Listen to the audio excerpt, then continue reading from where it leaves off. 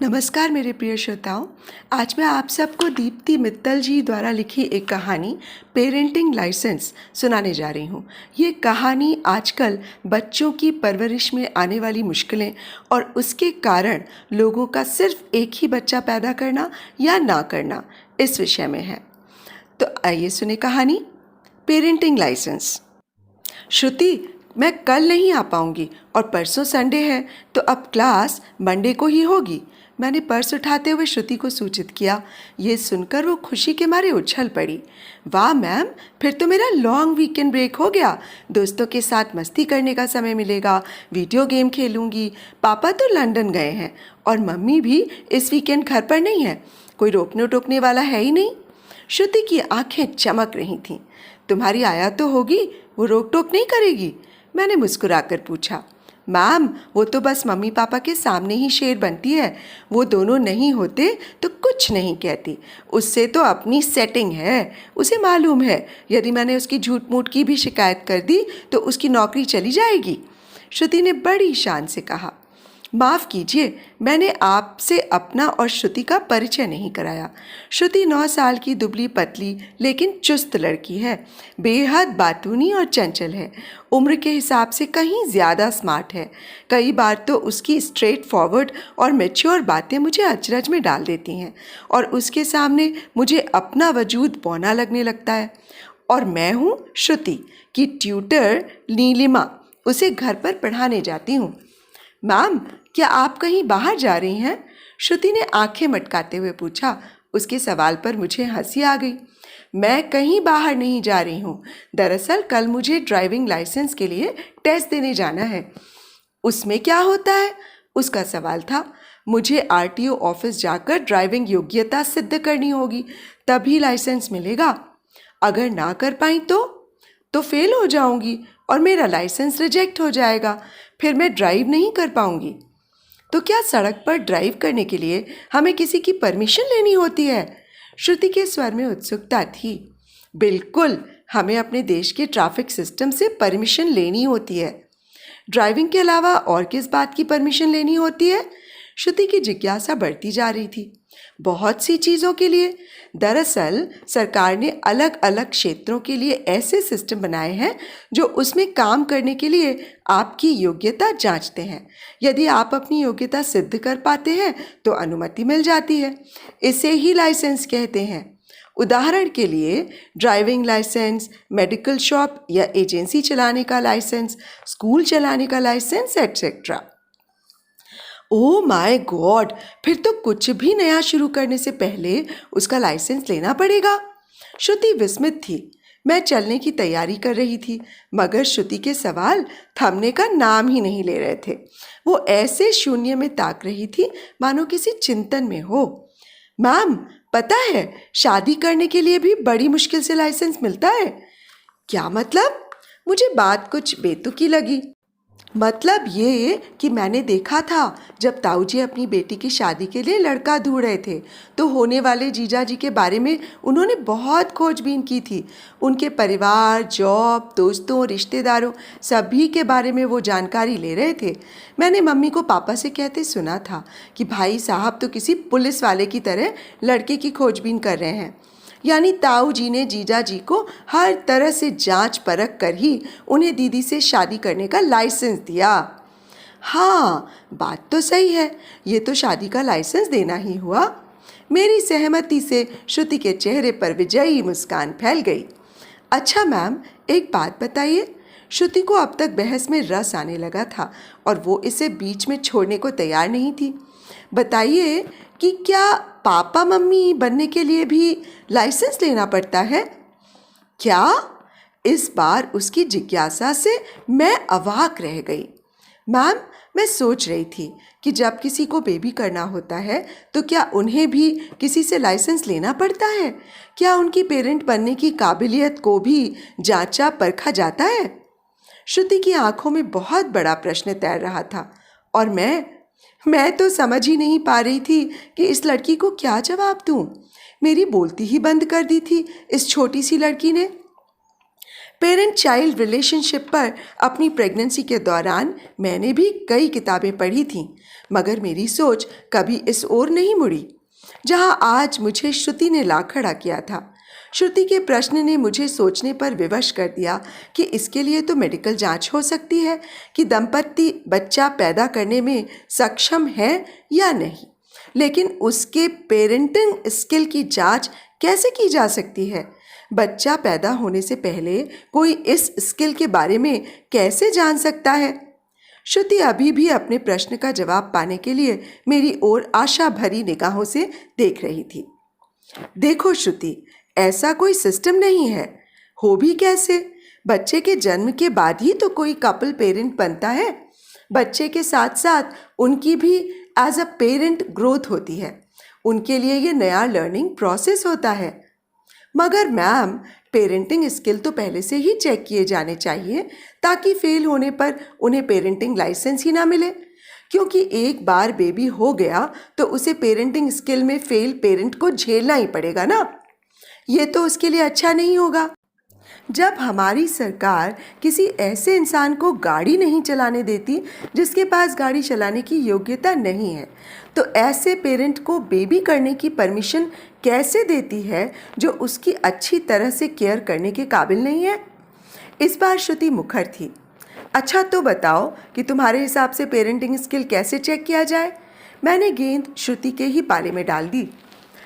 ये देखा ही नहीं जाए, बल्कि इस बात के लिए पेरेंट से लिखवा कर उनके साइन लिए जाएं कि वे बच्चे को उसकी ज़रूरत के हिसाब से समय देंगे, अपनी सहूलियत के हिसाब से नहीं। उसकी पढ़ाई लिखाई में मदद करेंगे, उसके साथ खेलेंगे, खाना खाएंगे, इंटरनेट पे सर्फिंग या चैटिंग करने की बजाय बच्चे से बात करेंगे, उसे कंपनी देंगे, उसके स्कूल फंक्शंस और पेरेंट्स मीटिंग मिस नहीं करेंगे। श्रुति किसी लीडर की तरह जोश में बोले चली जा रही थी। आज उसके दिल में छिपी कुंठा जुबान से बाहर आ रही थी। उसके चेहरे और भाव मुद्रा से साफ जाहिर था कि आज वो अपने पेरेंट को ही कटघरे में खड़ा करके उनका पेरेंटिंग लाइसेंस कैंसिल करवाने पर तुली है। अच्छा बाबा, ठीक है, इस बारे में फिर कभी फुर्सत में बात करेंगे। अभी मैं यहाँ और रुकी तो कहीं देर से घर पहुँचने पर मेरी बेटी मेरा पेरेंटिंग लाइसेंस कैंसिल न कर दे। मैंने प्यार से श्रुति के गाल थपथपाए और वहाँ से चल पड़ी। घर लौटने के बाद पूरी शाम कुछ अजीब सी गुजरी। शरीर मशीनी तरीके से काम निपटा रहा था, मगर दिमाग अभी भी श्रुति की बातों में उलझा था। सब काम निपटा कर लेटी तो लग रहा था कि अभी भी श्रुति के सवाल के आगे खड़ी हूँ। वाकई ये बड़ा गंभीर प्रश्न है कि जिन पेरेंट्स के पास बच्चों के लालन पालन की पूरी काबिलियत नहीं है, क्या उन्हें बच्चा पैदा करने का लाइसेंस मिलना चाहिए? और कौन देगा ये लाइसेंस? मैं कल्पना करने लगी कि यदि वास्तव में ऐसी कोई व्यवस्था संभव हो तो आज के मशीनी दौर के अधिकतर पेरेंट्स का लाइसेंस ज़रूर कैंसिल हो जाएगा। कहीं मैं भी तो उन्हीं में से एक नहीं होंगी। इस एक विचार के आते ही मैं सिहर उठी। मुद्दा ही कुछ ऐसा था। मेरी संवेदनाएं प्रबल हो चुकी थीं। सोचते सोचते मेरा ध्यान अपने माता पिता पर चला गया। 4 भाई बहन थे हम, और उन्होंने हमारी ऐसी परवरिश की कि हम में से किसी के मन में भी उनकी पेरेंटिंग पर प्रश्न चिन्ह लगाने का विचार तक नहीं आया। कितने खुश और संतुष्ट थे हम सब। पिताजी ने बाहर और माँ ने घर का मोर्चा कुछ इस तरह संभाला कि हमें कभी कोई कमी महसूस नहीं हुई। पिता थोड़े सख्त थे, कम से कम उस वक्त तो ऐसा ही लगता था, मगर अब माँ बनने के बाद समझ सकती हूँ कि हमारी अनुशासित और व्यवस्थित जीवन शैली उन्हीं की सख्ती और प्यार के संतुलित मिश्रण का परिणाम है। दूसरी ओर माँ की याद आते ही मेरा रोम रोम उनके निस्वार्थ प्रेम के एहसास से सिहर उठा। उनका समूचा समय हमारा था, हमारे अस्तित्व का आधार थी वो। रात में उनकी सुनाई कहानियों में जीवन के गूढ़ रहस्य छिपे होते थे, जो अब भी हमारा मार्गदर्शन कर रहे थे। ग्रामीण परिवेश में रहने वाले माता पिता थे वे, लेकिन पेरेंटिंग आर्ट में कितने निपुण और दक्ष। वात्सल्य की डोर को कब ढीला छोड़ना है, कब खींचना है, उन्हें पता था।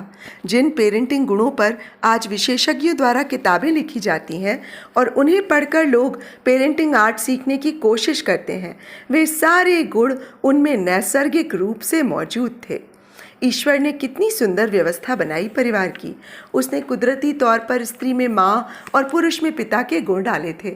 बच्चों को अनुशासन, साहस, पराक्रम, संकल्प जैसे गुण पिता से मिलते थे, तो ममता, धैर्य, करुणा, क्षमाशीलता और निस्वार्थ प्रेम उन्हें माँ से मिलता था। स्त्री पुरुष को एक दूसरे का पूरक बनाकर कुछ इस तरह परिवार को संतुलित किया कि परिवार में फूटी नई कोपल को हर गुण का स्वाद और लाभ मिले। यही आधार था संतुलित पारिवारिक संरचना का। लेकिन आज सारे कुदरती समीकरण उलट चुके हैं। पुरुष सांसारिक सफलताओं और महत्वाकांक्षाओं की पूर्ति में खोया है और स्त्री को अपने नैसर्गिक गुण कमजोरी प्रतीत होने लगे हैं। समय के बहाव में वो भी आत्म केंद्रित होती जा रही है। एक ही छत के नीचे रहने वाले स्त्री पुरुष एक दूसरे के पूरक के बजाय प्रतिस्पर्धी बन चुके हैं। ऐसे संवेदनहीन परिवेश में पल रहे बच्चे कैसे होंगे? मानवीय संवेदनाओं व पारिवारिक मूल्यों से हीन, कुंठित, अवसादग्रस्त, उग्र, माँ बाप के साथ को तरसते लाचार बच्चे, जो बड़े होकर उन्हीं की तरह अंतहीन दौड़ में शामिल हो जाएंगे। श्रुति का सवाल कितना तर्कसंगत था। क्या ऐसे स्त्री पुरुष को माँ बाप बनने का लाइसेंस मिलना चाहिए, जो बच्चों को उनकी परवरिश के लिए उचित परिवेश देने में असमर्थ हो, जो महज भौतिक सुख सुविधाएं जुटा लेना ही अपने कर्तव्य की इतिश्री समझते हो? मेरा मस्तिष्क सुन्न हो चला था, आंखें शून्य में ताक रही थीं।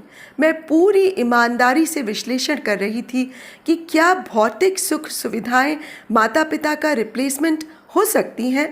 क्या कोई आया बच्चे की परवरिश माँ की तरह कर सकती है? यदि कर सकती तो श्रुति के दिमाग में ऐसे सवाल क्यों घूमते? मैं उठी और अपनी सोई हुई बेटी के पास गई। एकाएक मैं भावुक हो उठी।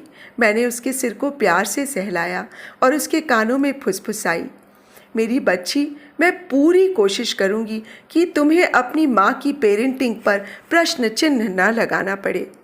अपनी बेटी से ये वादा करके मन कुछ शांत तो हुआ, मगर श्रुति के सवाल का क्या होगा? उसकी टीचर होने के नाते मेरा फ़र्ज़ बनता है कि उसके माता पिता को उसकी मनोस्थिति से अवगत कराऊं। क्या पता उसका ये सवाल मेरी तरह उन्हें भी कुछ सोचने पर मजबूर करे। इस ख्याल के साथ ही मैं गहरी नींद में सो गई। तो अभी आप सुन रहे थे दीप्ति मित्तल जी द्वारा लिखी ये बहुत ही विचारोत्तेजक कहानी पेरेंटिंग लाइसेंस।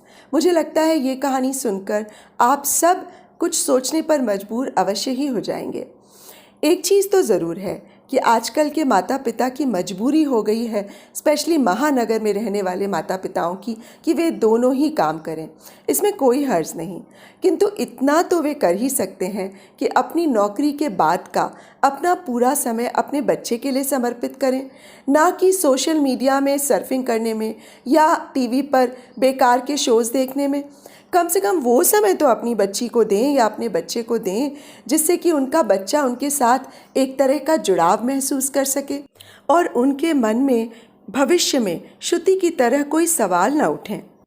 दोस्तों, यदि आपको मेरा वाचन पसंद आता हो तो आपसे मेरा ये निवेदन है कि मेरे इस चैनल आइए सुने कहानी को ज़रूर सब्सक्राइब कर लीजिएगा और हाँ, बेल आइकन भी ज़रूर दबाइएगा, जिससे कि मेरी आगे आने वाली कहानियों की नोटिफिकेशंस आपको मिलती रहें।